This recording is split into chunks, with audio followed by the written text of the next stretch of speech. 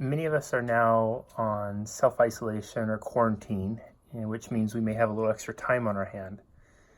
And while the temptation may be to binge watch a bunch of Netflix or download everything on Disney Plus, which there's no judgment here, if I could make a suggestion to read just one book, at least one book during this time, it's this one, Man's Search for Meaning by Viktor Frankl.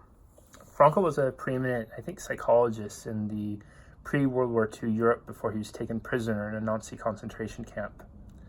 And while he was in prison, Frankel made a very interesting observation, that what led to one's survival more often than not was not their color, their creed, their health, their wealth, their background, or anything like that.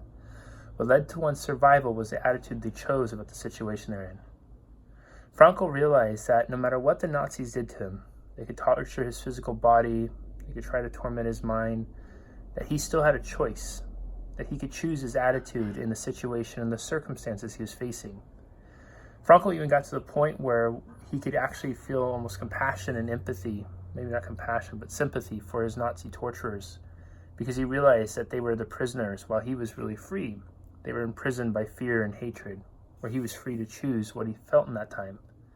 And that many people, many of his fellow prisoners, would die not at the hands of the Nazis, but because they died in here and here, because they chose an attitude of hopelessness, and that there is no escape, and that there is no tomorrow. Understandably so, given the circumstances, but it's an important lesson to remember, that no matter what's going on in life, we have a choice in how we show up. We get to choose our attitude in any set of circumstances, and it's the attitude you choose that's going to carry us through.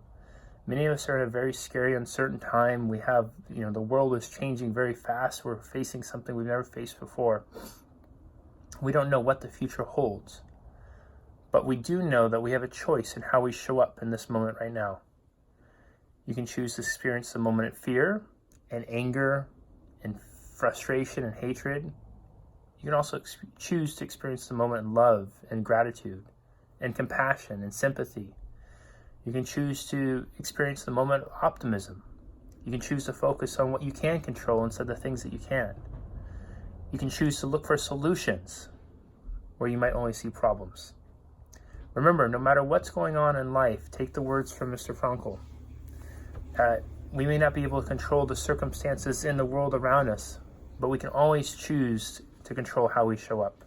We always can choose our attitude. Man's Search for Meaning. Give it a read.